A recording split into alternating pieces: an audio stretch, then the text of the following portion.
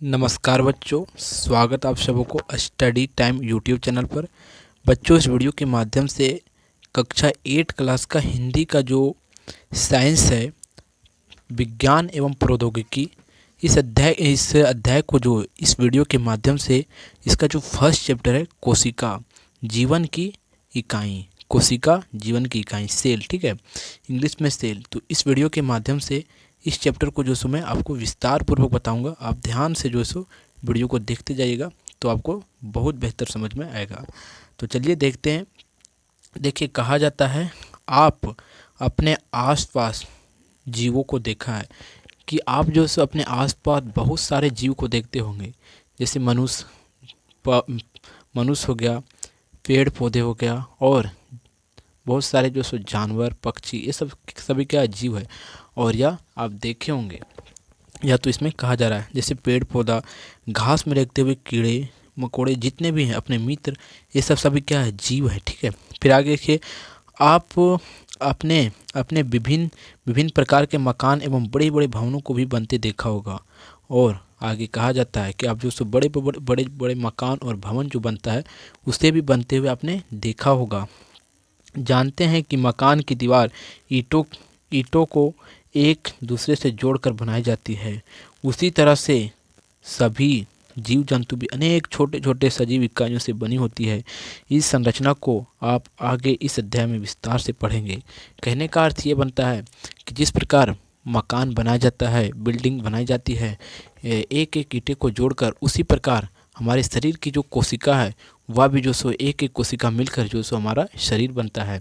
और आगे फिर देखते हैं। देखिए, आप देख सकते हैं कि जिस प्रकार जो सो एक एक ईंटे से जो सो मिलकर मकान की दीवारें बनती है, उसी प्रकार कोशिका का भी निर्माण जो सो छोटे छोटे कोशिका से मिलकर जो सो होती है। फिर देखिए, आप देख सकते हैं ईंटे की दीवार लिखा हुआ है। और फिर आगे रहता है कोशिका की खोज, कि कोशिका का जो सो खोज कैसे हुआ, या शब्द कहाँ से उत्पन्न हुआ, यही आगे बताया जा रहा है। देखिए, सर्वप्रथम जो सो कोशिका का खोज जो सो हेडलाइन करते जाते हैं। आप जिस टॉपिक को मैं हेडलाइन करते जाऊंगा, आप जो सो उस टॉपिक को जो सो ध्यान में रखिएगा, क्योंकि वही टॉपिक जो सो परीक्षा की दृष्टि से बहुत इंपॉर्टेंट होगा। देखिए, कहा जाता है सर्वप्रथम यानी कि सबसे पहले अंग्रेजी वैज्ञानिक कहाँ के थे, वह जो वैज्ञानिक थे वह अंग्रेजी वैज्ञानिक थे, यानी कि होंगे कहीं अन्य कंट्री के, इंडिया के नहीं थे, इतना तो आप ध्यान रखिएगा। उनका नाम था रॉबर्ट हुक, और उन्होंने 1665 ईस्वी में साधारण सूक्ष्मदर्शी की सहायता से बोतल की कोर की एक पतली परत पर अध्ययन की। कहने का अर्थ ये बनता है कि 1665 ईस्वी में जो सो वह कोशिका को जो सो खोज निकालें कि कोशिका क्या होता है और कोशिका क्या नहीं होता है। वह जो सो अध्ययन किए, वह रिसर्च किए, और वह जो सो कोशिका के बारे में जो सो सोच लिए क्या होता है क्या नहीं होता है, खोजें। फिर आगे कहते हैं, देखिए आगे क्या कहते हैं।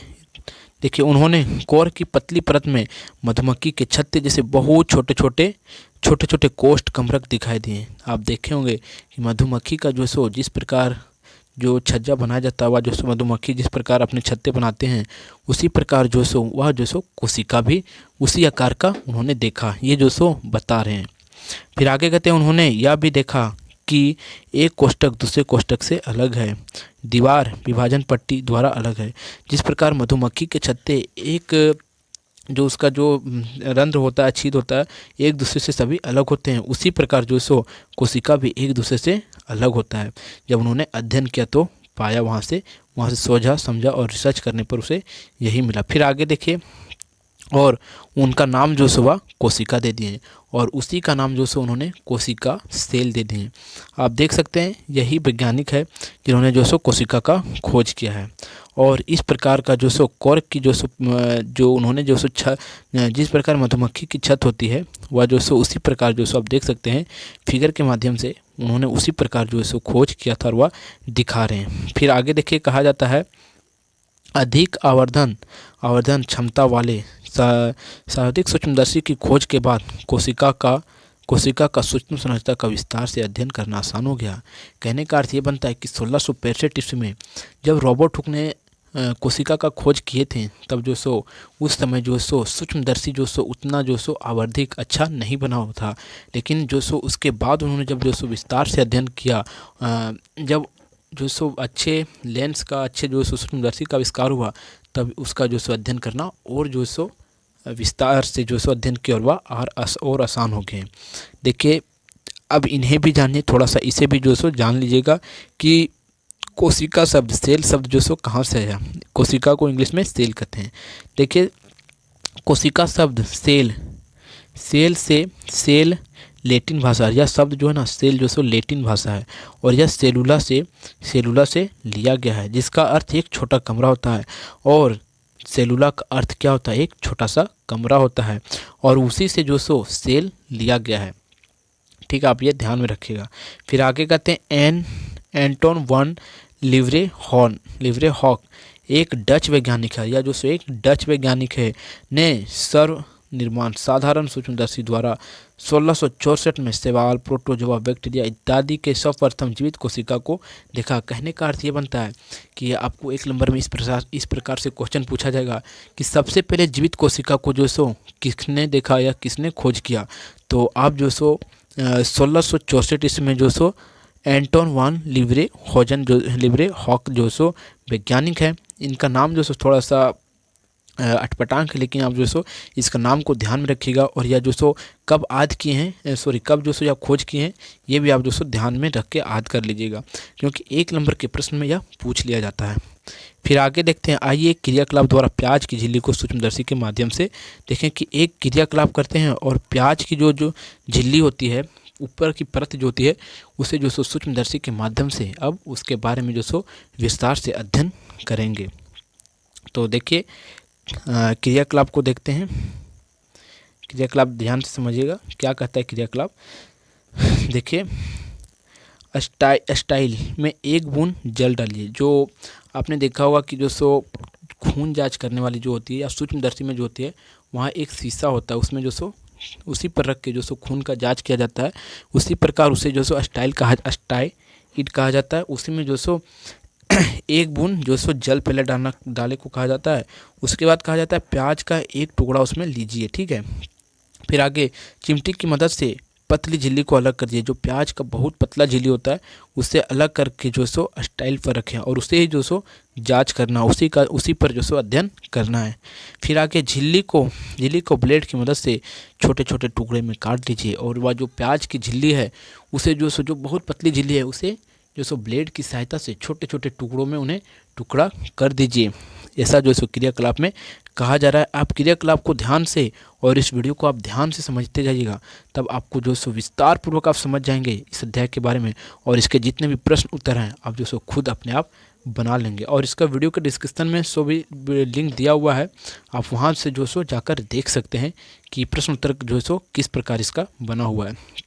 तो पहले आप इस वीडियो को बहुत ध्यान से देखिएगा, क्योंकि यही वीडियो जो सो मेन वीडियो है, क्योंकि इसी में जो सो सभी प्रश्न का जो सो उत्तर छुपा हुआ है। ठीक है, देखिए आगे कहते हैं झिल्ली का ब्लेड की मदद से छोटे छोटे टुकड़ा कर देना, फिर उसके ऊपर एक कवर स्लिप लगाइए। अब आगे बोला जाता है, अब इस स्टाइल को संयुक्त सूक्ष्मदर्शी से देखिए, और वह जो सो सूक्ष्मदर्शी जो है उससे जो सो वह देखने को कहा जा रहा है। और इसमें लाल रंजक सैनिफ्लिन की 2 बूंद डालिए। एक केमिकल है, उसे डालने को कहा जा रहा है उस प्याज झिल्ली पर, और वह जो सो केंद्रक लाल हो जाता है। और वह जो प्याज का झिल्ली है उसका केंद्रक वह जो सो लाल हो जाता है। देखिए केंद्रक क्या है अभी आगे आपको जो सो विस्तार पूर्वक बताएंगे, लेकिन वह केंद्रक जो सो लाल दिखने लगता है, ये ध्यान रखिएगा। अब देखिए अवलोकन, यानी कि जो निष्कर्ष निकला वही जो सो देखिए ध्यान रखिएगा निष्कर्ष को, कि जो सो प्याज को झिल्ली को जब जो सो क्रियाकलाप में लिया गया तब क्या निष्कर्ष निकला। देखिए सूक्ष्मदर्शी से देखने पर प्याज की झिल्ली का आकार ईंटे की दीवार की जैसा दिखाई दिया। आपने जो सो अभी ऊपर देखा होगा कि किस प्रकार जो सो प्याज की किस प्रकार जो मकान की दीवार होती है, उसी प्रकार जो सो प्याज की झिल्ली को अगर सूक्ष्मदर्शी के माध्यम से देखा गया तब जो सो इसमें इसका झिल्ली जो है सो किस प्रकार दीवार की जो सो भित्त की जो होती है उसी प्रकार दिखाई देता है, क्योंकि प्याज की झिल्ली जो सो छोटे छोटे कोशिकाओं से मिलकर बनी होती है। अब आगे देखते हैं, देखिए प्याज की झिल्ली कोशिका झिल्ली, और यह प्याज की झिल्ली जो सो इसे कोशिका झिल्ली यहाँ लिखा गया। ठीक है, अब आगे देखते हैं निष्कर्ष। जिस प्रकार भवन की दीवार अनगिनत ईंटों से जुड़कर बनी होती है, उसी प्रकार प्याज की झिल्ली भी अनेक कोशिकाओं से मिलकर बनी होती है। कि दीवार की जो भीत होती है उसी प्रकार जो सो प्याज की झिल्ली का जो सो भीत होती है, क्योंकि प्याज की झिल्ली जो सो छोटे छोटे कोशिका से मिलकर बनी होती है। जिस प्रकार जो भवन या मकान की जो सो दीवार ईंटों से अनगिनत ईंटों से मिलकर बनी होती है, उसी प्रकार जो सो प्याज की झिल्ली जो सो अनगिनत कोशिका से मिलकर बनी होती है। आप देखते हैं आगे, देखिए अर्थात वहाँ तक आपने देख लिया। अर्थात अर्थात सभी जीव असंख्य सूक्ष्म इकाइयों से बने हैं, जिन्हें कोशिका कहा जाता है। देखिए कोशिका किसे कहा जाता है ये आपको ध्यान में रखना है, ठीक है, क्योंकि यही जो सो कोशिका के बारे में जो सो आपको अगर इसका डिफिनेशन पूछ लिया जाएगा तब आप जो सो इसका डिफिनेशन दे देंगे, ठीक है। देखिए हेडलाइन बढ़िया तरीक़ा से नहीं हो पा रहा है, अब देखिए ठीक हुआ। देखिए यहाँ तक आप जो सो ध्यान में रखिएगा कि सभी सजीव असंख्य सूक्ष्म इकाइयों से बने होते हैं। कि पृथ्वी पर जितने भी सजीव हैं, सजीव का बात किया जा रहा है, वह छोटे छोटे जो सो इकाइयों से मिलकर बना होता है, यानी कि वह जो सो छोटे छोटे इकाइयों से मिलकर बना होता है, जिसे एक नाम दे दिया गया है, क्या, कोशिका, ठीक है।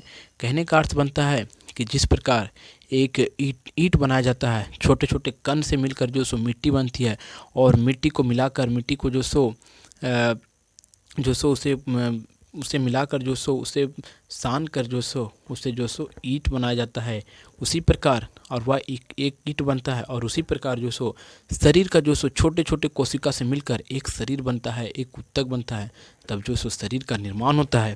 उसी प्रकार जो सो कोशिका भी छोटे छोटे कोशिका जो सो मिलकर बनता है, समझे। अब आगे देखते हैं, देखिए अब ध्यान से देखते जाइएगा, तब आपको जो सो बेहतर समझ में आएगा। देखिए कार्य की विभिन्नता के कारण कोशिका के आकार एवं आकृति में अंतर होता है, परंतु कुछ संरचना एवं विशिष्ट गुण सभी में समान होते हैं। कहने का अर्थ इसका ये बनता है कि देखिए जितने भी पृथ्वी पर जीव हैं, उनका जो सो आकार सेम नहीं है, क्योंकि उनका आकार जो सो सभी का आकार जो सो अलग है। कहने का अर्थ ये बनता है, मनुष्य जो सो उसका शरीर जो सो थोड़ा भारी भरकम है, उससे भी अगर अधिक भारी भरकम देखा जाए तो क्या है, हाथी। और हाथी का जो सो शरीर में जो सो कोशिका है, उसका भी कोशिका से क्योंकि मिलकर बना हुआ, और मनुष्य भी जो सो कोशिका से मिलकर बना हुआ। तो जिस प्रकार हाथी का जो सो शरीर है, उसी प्रकार जो सो उसके शरीर पर जो सो निर्भर करता है कि उसके शरीर में कोशिका का आकार किस प्रकार होना चाहिए, ये निर्भर करता है। मनुष्य है तो मनुष्य का शरीर का जो सो आकार पर निर्भर करता है कि उसका कोशिका का आकार किस प्रकार होना चाहिए। तो कोशिका का आकार जो सो अनेक प्रकार के होता है, जैसे बहुभुजाकार, चौकोरकार और होता है, ठीक है। लेकिन उसका जो मूल कार्य होता है वह जो सो सभी में जो सो सभी जीवों में एक होता है।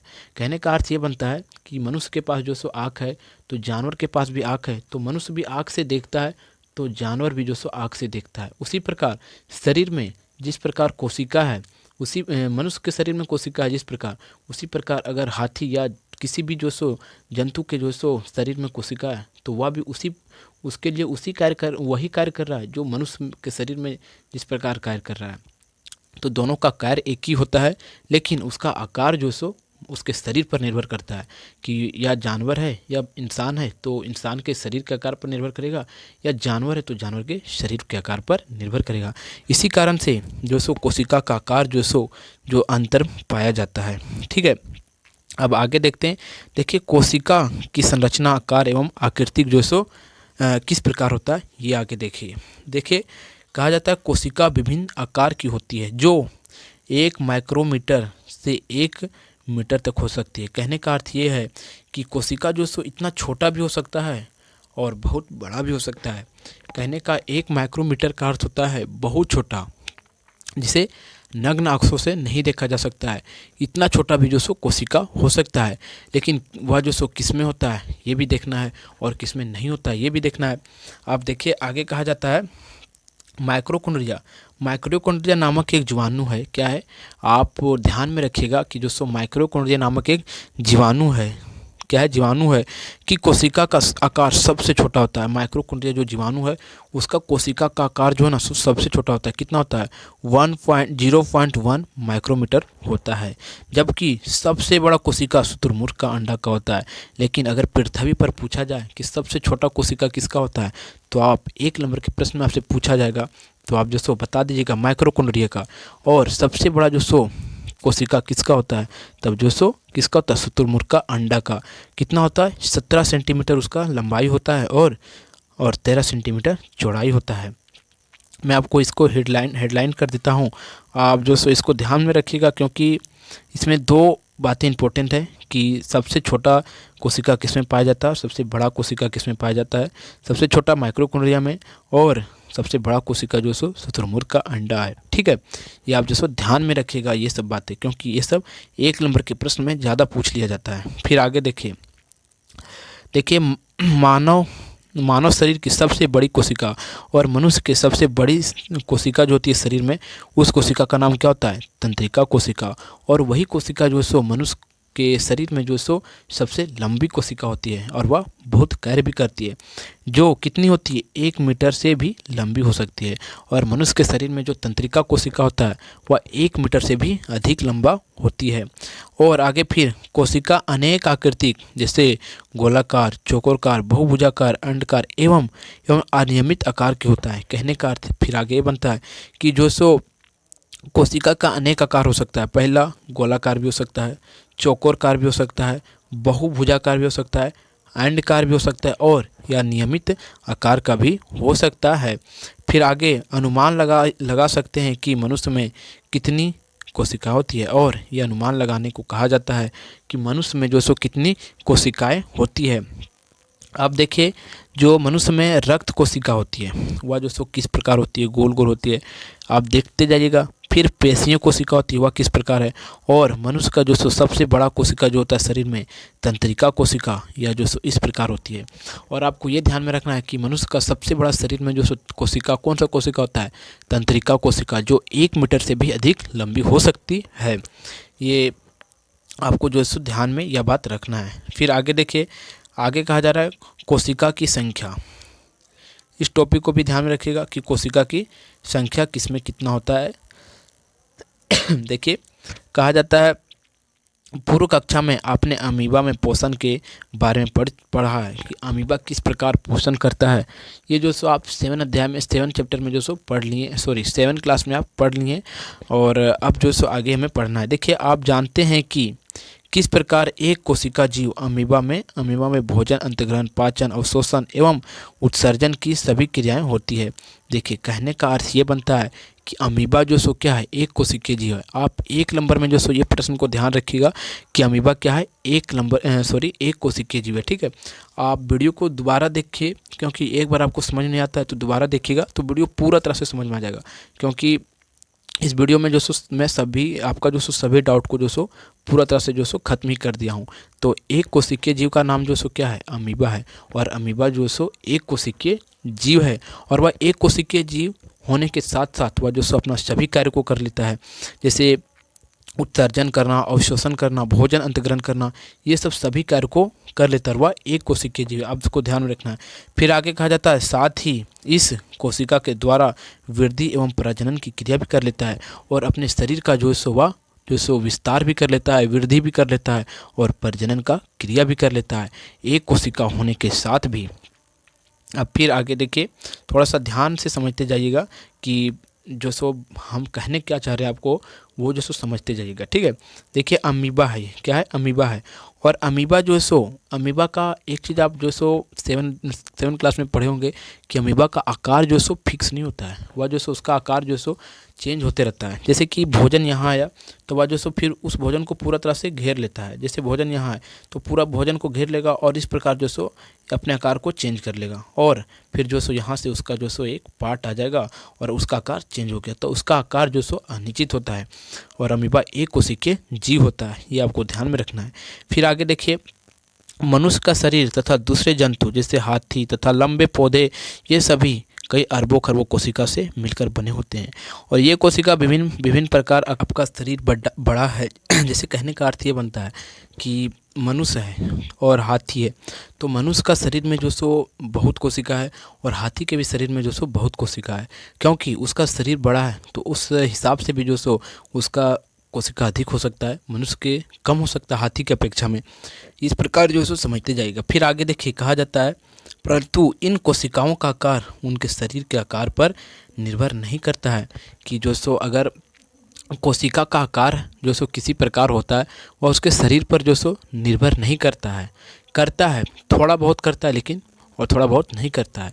क्योंकि पूरा तरह से उसके शरीर पर, देखिए शरीर पर निर्भर इस कारण से करता है कि मान लीजिए कि उसका शरीर है उसी हिसाब से तो उसका कोशिका भी तो रहेगा। नहीं तो अगर उसका शरीर का आकार दूसरा तरह है तो दूसरा तरह से कैसे रह सकता है, उसी तरह से रहेगा जिस प्रकार से उसका शरीर है। तो थोड़ा निर्भर करता है और थोड़ा बहुत नहीं करता है, ये आपको ध्यान रखना है।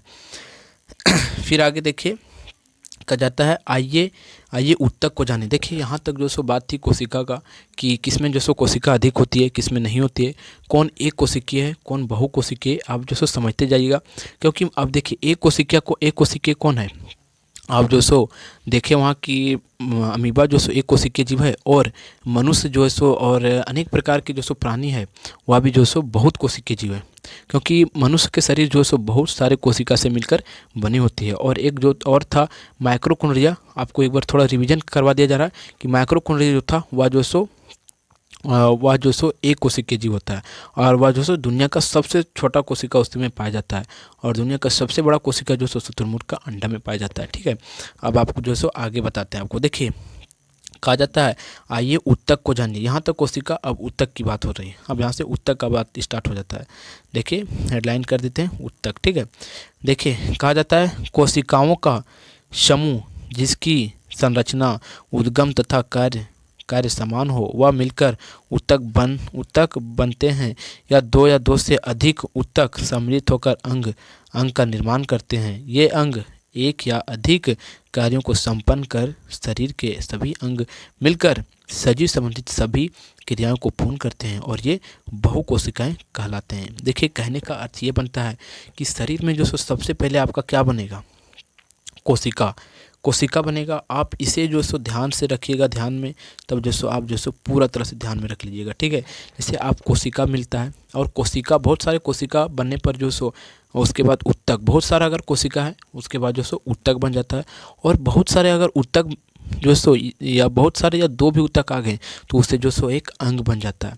अंग कहने का अर्थ ये बनता है जैसे कि हाथ बनना, पैर बनना, आंखें बनना, ये सब क्या है, अंग है। क्योंकि ये अंग का भाग है तो ये अंग है, यहाँ तक अंग बनता है। उसके बाद एक अंग तंत्र बन जाता है, वह शरीर जो सब पूरा तरह से विकसित हो जाता है। उसके बाद उसमें प्राण होता है तो वह एक जीव बन जाता है। तो इस प्रकार बनता है कि पहले आप ध्यान रखिएगा, पहले कोशिका के बाद ऊतक, फिर ऊतक के बाद अंग बनता है, उसके बाद अंग तंत्र बनता है, वह अंग पूरा तरह से विकसित हो जाता है। उसके बाद जो सो उसमें जीव आ जाता है, तो वह जो सो एक जीव बन जाता है, वह एक जीव सजीव प्राणी बन जाता है। तो आप ये ध्यान में रखिएगा। और यह जो सो बहुकोशिकीय जीव होता है, तो मनुष्य भी क्या है, एक बहुकोशिकीय जीव है। अब आगे देखिए, आप आगे देख सकते हैं इस प्रकार चित्र में कि किस प्रकार जो सो बनता है, किस प्रकार नहीं बनता है। ठीक है, अब आगे देखिए कहा जाता है, आपको जानकर आश्चर्य होगा कि अरबों कोशिकाएं वाले जीव के जीवन का प्रारंभ भी एक कोशिका से ही होता है, जो एक निषेचित अंडा है।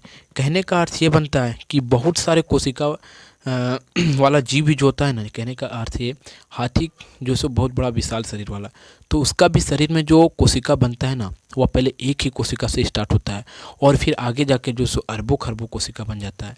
फिर जो सो एक उदाहरण के द्वारा आपको समझाते हैं कि अगर ईंट बनाया जाता है तो जो सो पहले क्या बनता है, मिट्टी बनता है, तो वह भी जो सो पहले छोटे छोटे कणों से मिलकर बनता है। फिर उसे जो सो मिलाकर जो सो ईंट बनाया जाता है, बहुत सारे और पानी देकर जो सो गिला करके उसे ईंट बनाया जाता है। उसी प्रकार मनुष्य का शरीर भी पहले एक कोशिका बनता है, उसके बाद जो सो फिर बहुत कोशिका मिलकर जो सो बहुत सारे कोशिका मिलकर जो सो क्या बनता है, ऊतक बनता है।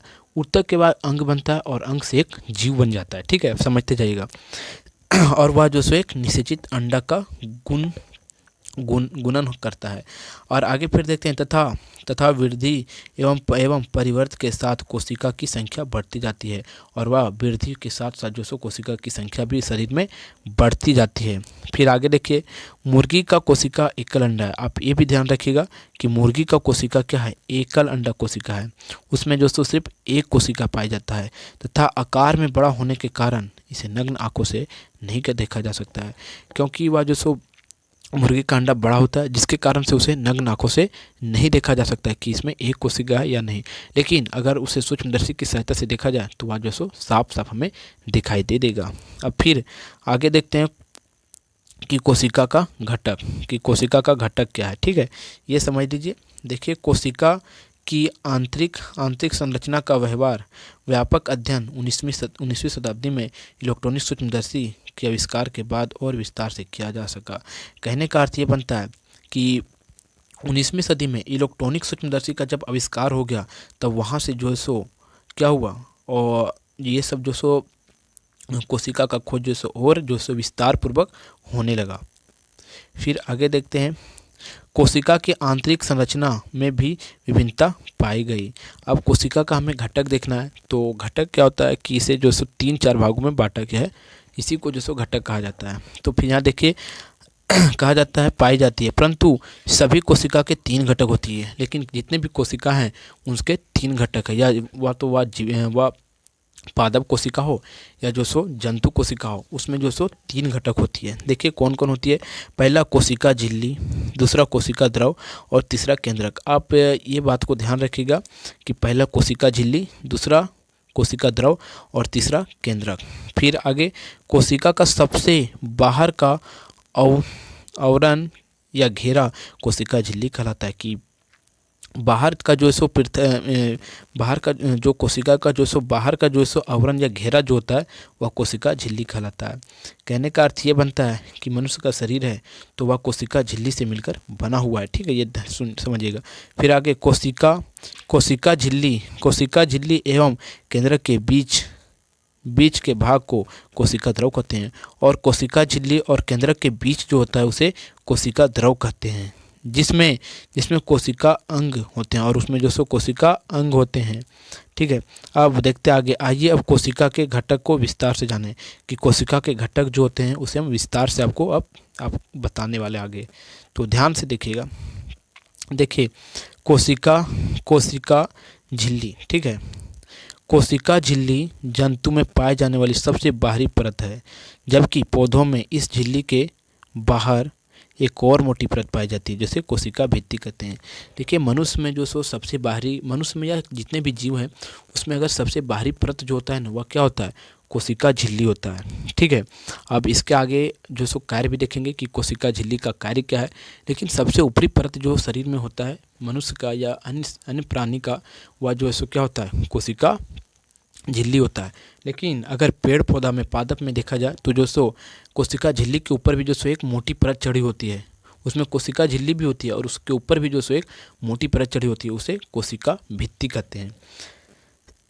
उसे क्या कहते हैं, कोशिका भित्ति। ये ध्यान में रखिएगा। फिर आगे देखिए, कोशिका झिल्ली के कार्य, कि कोशिका झिल्ली जो है उसका कार्य क्या है। जैसे सबका कार्य कुछ ना कुछ होता है, उसी प्रकार इसका कार्य भी होता है। जैसे कोशिका झिल्ली, जिसे प्लाज्मा झिल्ली कहते हैं। आप ध्यान रखिएगा कि कोशिका झिल्ली का नाम जो सो प्लाज्मा झिल्ली भी है, कि कोशिका झिल्ली का नाम क्या है, प्लाज्मा झिल्ली। ठीक है, तो ध्यान रखिएगा कि कोशिका का झिल्ली का नाम क्या है, एक प्लाज्मा झिल्ली है। फिर आगे कहता है, सरंध्र छिद्र युक्त होता है, और यह जो सो छिद्र युक्त होता है, थोड़ा थोड़ा छिद्र, और यह एक चित्र पदार्थों को अंदर आने या हानिकारक पदार्थों को बाहर निकलने देता है। कहने का अर्थ ये बनता है कि यह जो सो थोड़ा थोड़ा इसमें रंध्र की तरह जो सो छिद्र होता है, और यह जो सो हानिकारक शरीर में जो पदार्थ होते हैं वह जो सो बाहर उसे जाने देता है। यही जो सो कोशिका झिल्ली का कार्य है, और हानिकारक पदार्थ को अंदर नहीं आने देता है, लेकिन शरीर में जो हानिकारक पदार्थ होता है उसे बाहर निकलने का वह जो सो कार्य करता है। फिर आगे, इसलिए इसे आचनात्मक प्रागमय कहते हैं, और इसीलिए जो सो इसका एक और नाम दिया गया, नाम नहीं बोला जा सकता, इसे आचनात्मक प्रागमय कहते हैं। किस लिए, कि यह जो सो क्या करता है, कि शरीर में जो हानिकारक जो सो पदार्थ होता है उसे या उस रंध्र के माध्यम से बाहर कर देता है, और बाहर का जो हानिकारक पदार्थ होता है उसे शरीर में जो सो आने प्रवेश करने नहीं देता है। और इसे जो है सो कोशिका झिल्ली कहते हैं। इसे झिल्ली कहते हैं, कोशिका झिल्ली कहते हैं। इसके निम्नलिखित कार्य हैं और इसके जो है सो अनेक प्रकार के कार्य हैं। अब देखिए आगे, फर्स्ट देखिए इसका कौन कौन से कार्य हैं। पहले कोशिका झिल्ली कोशिका झिल्ली एक कोशिका को दूसरे कोशिका से अलग करता है। जो कोशिका झिल्ली जो होता है शरीर में, वह एक कोशिका होता है, उसे दूसरे कोशिका झिल्ली से अलग करता है, ठीक है।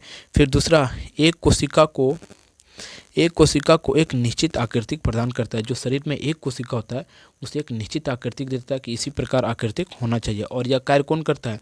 कोशिका झिल्ली ही करता है। फिर आगे, अंदर के आंतरिक अंगों को सुरक्षा प्रदान करता है। जो शरीर का जो सो अंदर का जो होता है अंग, उसे जो सो पूरा तरह से यह जो सो सुरक्षा प्रदान करता है। तो कोशिका झिल्ली का जो सो कार्य कितना, 3 कार्य है। आप समझ लिए होंगे कि कौन कौन इसके कार्य हैं। अब फिर आगे देखते हैं कोशिका द्रव की देखिए पहले सबसे पहले यहाँ समझ लीजिए कि यह जो सो कोशिका है, क्या क्या कोशिका में होता है यह समझ लीजिए। देखिए रिक्तताएँ होती है, देखिए रिक्तकाएँ, फिर रंध्र होती है, रंध्रधानी होती है, फिर प्लाज्मा झिल्ली होता है, फिर मोल क्या है, गोल्जमी काल है, फिर देखिए अंत प्रागमित जलिका, फिर केंद्रक है, फिर केंद्रक और उसके बाद केंद्रिका, ठीक है, और कोशिका द्रव और माइक्रोकंडरिया, ठीक है। ये सब जो सो एक कोशिका के अंदर पाया जाता है। इतना यानी कि एक कोशिका के देख सकते हैं आप कितना भाग है, क्या क्या है, फिर से एक बार ध्यान से देखिएगा। क्या है? रिक्तकाएँ हैं, रसधानी है, प्लाज्मा झिल्ली, गोल्ड काल और अंत प्रादर्शिक जलिका, जो जिसके आर पर देखा जा सकता है ऐसा इस प्रकार का जो सो जल है। फिर आगे केंद्रिका, उसके बाद केंद्रक, फिर जो सो कोशिका द्रव और माइक्रोकंडरिया, इस प्रकार होते हैं, ठीक है। एक कोशिका में, ठीक है, इतने जो सो समान मौजूद, इतने उसके अंग मौजूद होते हैं।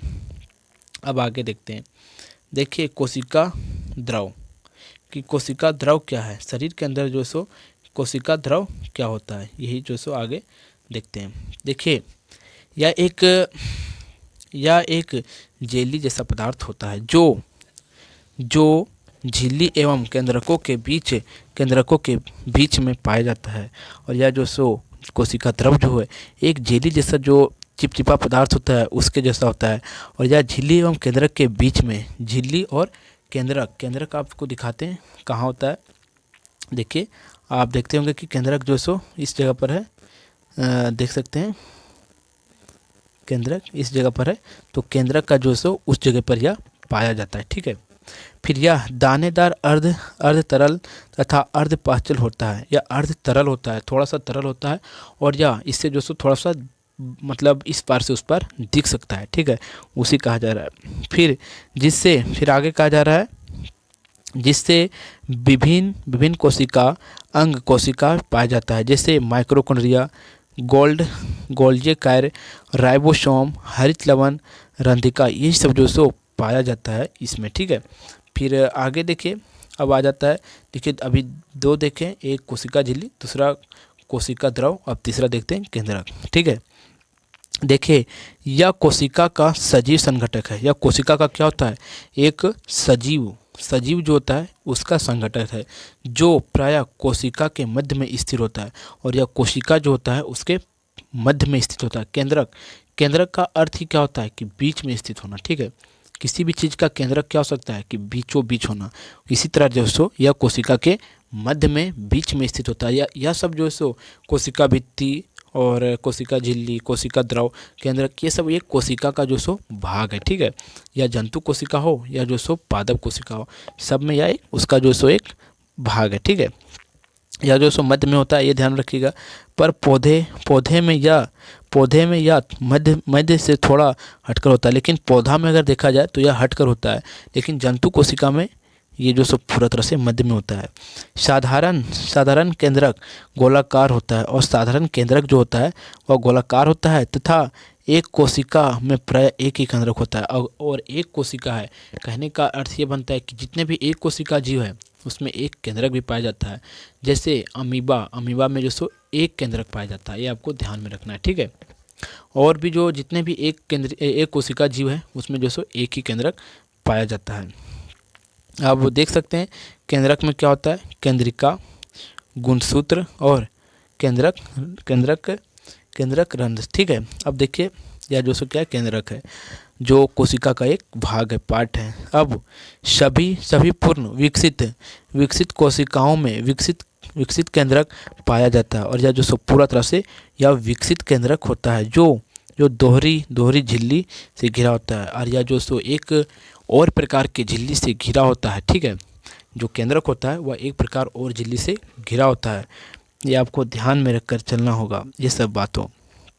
फिर आगे केंद्रक झिल्ली के अंदर केंद्रक द्रव पाया जाता है। और अब केंद्रक झिल्ली आ गया, जो क्या करता है, केंद्रक को जो सो पूरा तरह से जो सो क्या करता है, एक सुरक्षा प्रदान करता है। और केंद्रक झिल्ली के अंदर जो सो क्या पाया जाता है, केंद्रक द्रव पाया जाता है, उसके अंदर जो सो एक द्रव होता है। फिर केंद्रक रंध्र के द्वारा केंद्रिका द्रव तथा कोशिका द्रव के बीच विभिन्न पदार्थों का आदान प्रदान होता है। और जो सो केंद्रक द्रव और केंद्रक रंध्र के बीच जो सो विभिन्न पदार्थ के जो सो पदार्थ आदान प्रदान होता है। और कोशिका द्रव तथा केंद्रक द्रव को सम्मिलित रूप से जीव द्रव कहते हैं। कहने का अर्थ ये बनता है कि कोशिका द्रव और केंद्रक द्रव अगर रहा, कोशिका द्रव ध्यान में रखिएगा, कोशिका द्रव है और केंद्रक द्रव है और वो दोनों सम्मिलित रूप में साथ में है तो उसे जो सो जीव द्रव कहेंगे, ठीक है। ये आप ध्यान में रखिएगा। 1 नंबर के प्रश्न में यह क्वेश्चन पूछ लिया जाता है, आप इसे हेडलाइन में कर दिया हूँ, आप इसे जो सो याद कर लीजिएगा। फिर आगे देखिए, आप देखिए कहा जा रहा है केंद्रक एवं गुणसूत्र, कि केंद्रक क्या होता है और गुणसूत्र क्या होता है, ठीक है। देखिए उच्च आवर्धन क्षमता वाले सूक्ष्मदर्शी द्वारा देखने पर हमें केंद्रक के अंदर एक छोटा सा रंध्र संरचना दिखाई देता है जिसे केंद्रिका कहते हैं। कहने का अर्थ ये बनता है कि जब एक बहुत ही पावर जैसे देखिए केंद्रक एवं गुणसूत्र, केंद्रक और गुणसूत्र का जो सो अध्ययन कब अच्छा से और किया जाने लगा, जब आवर्धन और जो सो अधिक पावर वाला जो सो सूक्ष्मदर्शी का जब खोज हुआ तो देखिए द्वारा देखे जाने पर केंद्रक के अंदर एक छोटा साधारण संरचना दिखाई देता है जिसे केंद्रिका कहते हैं। और उसके अंदर जो सो एक छोटा सा जो सो दिखाई देता है उसे जो सो केंद्रिका नाम दिया गया, ठीक है। और ये सब अभी आपको डिटेल में जो सो एक फिगर में दिखाएंगे आपको, आप वहाँ से समझ लीजिएगा। लेकिन यहाँ भी जो सो उसके बारे में क्या कहा जा रहा है ये आप समझते जाइए। इसके अतिरिक्त केंद्रक में धागे के समान संरचना भी होती है जो आनुवंशिकता गुण को जनक से पीढ़ी दर पीढ़ी स्थानांतरित करती है। कहने का अर्थ ये बनता है कि उसमें एक धागे का समान होता है जो सो पीढ़ी दर पीढ़ी जो सो वह गुणसूत्र जो सो स्थानांतरित होते रहता है। कहने का अर्थ ये बनता है इससे कि जैसे कोई व्यक्ति है और वह जो सो कोई बच्चा है वह नाटा है तो उसका माता पिता भी जो सो थोड़ा सा नाटा होगा, या कोई व्यक्ति जो सो काला है या गोरा है तो उसका माता पिता भी काला गोरा हो, क्योंकि उसका जो सो माता पिता का असर उस पर बहुत ज़्यादा पड़ जाता है। वही पीढ़ी पर पीढ़ी दर जो सो वह गुणसूत्र जो सो निर्भर करते रहता है। और डीएनए पर भी जो सो वह डीएनए निर्भर करता है और वह जो सो गुणसूत्र जो सो बहुत निर्भर करता है। फिर आगे देखिए, हाँ जंतु कोशिका को भी आसानी से सूक्ष्मदर्शी से देखा जा सकता है। और अगर जंतु कोशिका को भी जो सो अगर सूक्ष्मदर्शी की हम सहायता से देखें तो उसे भी हम जो सो आसानी से देख सकते हैं। तो आइए क्रियाकलाप करते हैं कि जंतु कोशिका को जो सो किस प्रकार देख सकते हैं। देखिए क्रियाकलाप को ध्यान से समझिएगा, क्योंकि क्रियाकलाप ही ऐसा चीज़ होता है जिससे विस्तार पूर्वक समझा जा सकता है। जैसे देखिए एक साफ दांत खोदनी, जो दांत खोदने वाला होता है उससे जो सो जिसे टूथ पीस से गाल के आंतरिक परत को धीरे से खुरेदिए।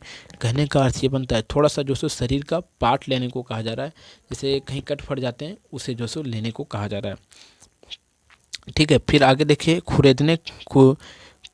खुरचन को कांच की असली पर, और जो खुरचता है गाल की या कहीं से भी, उसे जो सो शीशे पर रखें। फिर आगे कहा जाता है एक दो बूंद पानी उस पर डाल लें। अब फिर आगे, अब आयोडीन घोल का मिथाइल मिथाइल ब्लू की बूंद एक दो बूंद स्टाइल पर डालकर रखें। और फिर देखिए उसे सूक्ष्मदर्शी की सहायता से, उसके बाद देखिए निष्कर्ष अवलोकन क्या होता है, निष्कर्ष क्या निकलता है। देखिए मनुष्य की देखिए मनुष्य की कोशिका, आप देख सकते हैं कि मनुष्य की कोशिका को जब देखा गया, मनुष्य की कोशिका को, तब जो सो किस प्रकार यह दिख रहा है। फिर आगे खुरचे हुए परत में अनेक अनेक अनियमित आकार की कोशिकाएं दिखाई दी। जैसे जो मनुष्य का थोड़ा सा शरीर का पार्ट था, वह खुरचा हुआ भाग था, वह जो सो उसमें कई अनियमित आकार के जो सो कोशिकाएं दिखाई दी, बहुत आकार के जो सो कोशिका दिखाई दी, जिसमें जिसमें कोशिका झिल्ली, और उसमें जो सो कोशिका झिल्ली, कोशिका द्रव एवं केंद्रक भी आप देख सकते हैं। उसमें जो सो क्या क्या दिखाई दिया, कोशिका झिल्ली केंद्रक, और कोशिका झिल्ली केंद्रक, और जो सो कोशिका द्रव भी उसमें दिखाई दिया। आपने क्या देखा अपनी कॉपी में लिखा, और जो सो आप क्या देखते हैं वह जो सो आप कॉपी में लिखते जाइए, ये कहा जा रहा है। फिर आगे कहा जाता है क्या आपने इसमें कोशिका भित्ति देखा। कोशिका भित्ति एक आंतरिक संरचना है जो पौधे में पाई जाती है, और कोशिका भित्ति इसमें आप नहीं देखा होगा, वह सिर्फ जो सो पेड़ पौधे में ही पाया जाता है, क्योंकि वह एक आंतरिक संरचना होता है, वह पेड़ पौधे को बहुत सुरक्षा प्रदान करता है। कोशिका भित्ति पौधे कोशिका में ही क्यों, और कोशिका भित्ति जो होता है, सिर्फ कहा जा रहा है कि वह जो सो पादप कोशिका में क्यों पाया जाता है, पौधे में क्यों पाया जाता है। तो देखिए पौधे चल नहीं सकते हैं, पौधे जो सो चल नहीं सकते हैं, इसलिए ताप में परिवर्तन, तीव्र गति से चलते वायुमंडल नमी आदि विभिन्न परिवर्तन से सुरक्षा के लिए पौधे को कोशिका झिल्ली के बाहर एक मोटी परत होती है, जिसे मोटी परत होती है, समझते जाइएगा, मोटी परत होती है, और पौधे एवं जंतु कोशिका की तुलना मोटी परत होती है जो उसे सुरक्षा प्रदान करती है। अब जो सो हम देखते हैं कि पादप कोशिका और जो सो जंतु कोशिका में जो सो तुलना करते हैं, तो क्या निष्कर्ष निकलता है। तो आप एक तरफ देख सकते हैं पादप कोशिका है और एक तरफ जंतु कोशिका है। तो ये जंतु कोशिका, ये पादप कोशिका है, ठीक है। तो देखते हैं आपने अपने गाल तथा प्याज की झिल्ली में अपने कोशिका को देखा होगा। जो गाल का जो सो थोड़ा सा झिल्ली लिया गया और प्याज की झिल्ली लिया गया, उसमें जो सो आपने जो सो कोशिका को देख लिया होगा भली भांति। क्रियाकलाप एक्सपेरिमेंट करने के बाद फिर आगे कोशिका में कोशिका द्रव के बीच खाली संरचना होती है, और अगर कोशिका आपने देखा होगा, कोशिका द्रव देखा होगा, तो उसमें एक खाली संरचना होती है।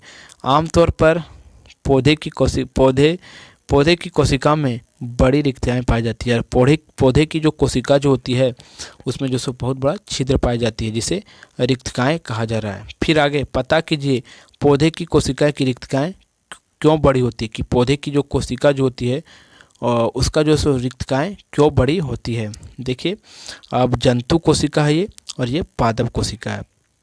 अब समझते जाइएगा कि जंतु कोशिका में क्या है और पादप कोशिका में क्या है, और क्या अंतर है, क्या अंतर नहीं है। तो देखिए जंतु कोशिका में जो है सो क्या है, रिक्तिकाएँ हैं, रसधानी है, फिर प्लाज्मा झिल्ली है, फिर गोल्डकार है, फिर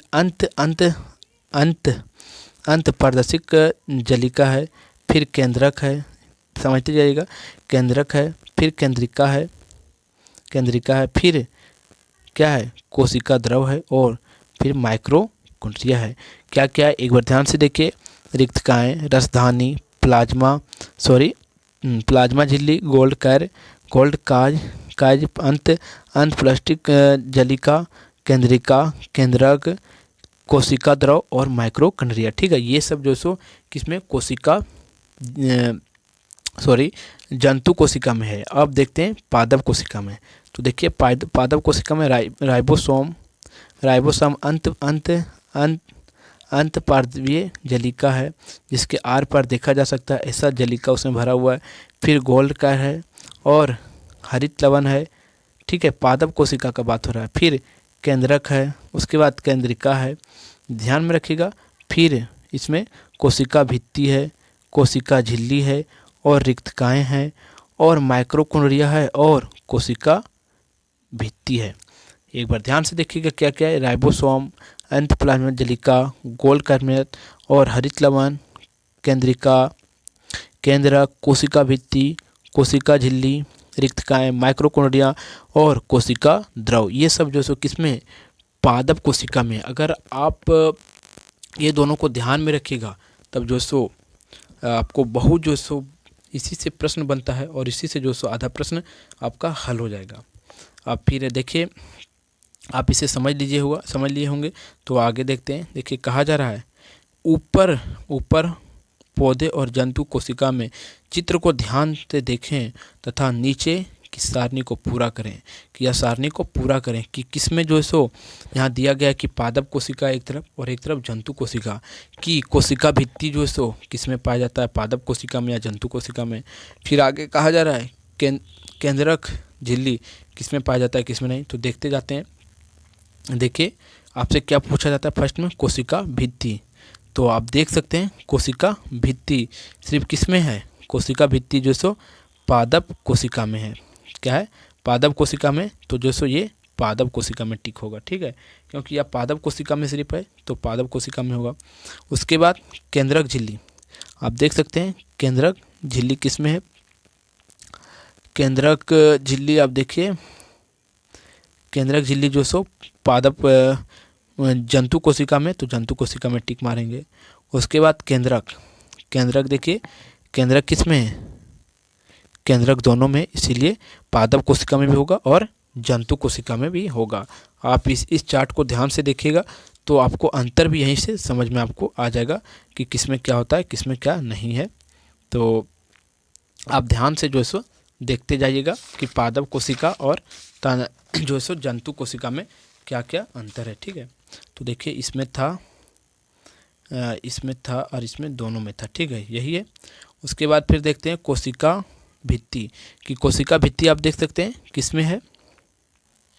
तो अच्छा नीचे नहीं होगा तो आपको हम बता देते हैं, आपको यहाँ से हम टिक मार देते हैं। आप फिर जो सो देख लीजिएगा, अपना बुक से मिला लीजिएगा कि कोशिका झिल्ली जो सो दोनों में है, ठीक है।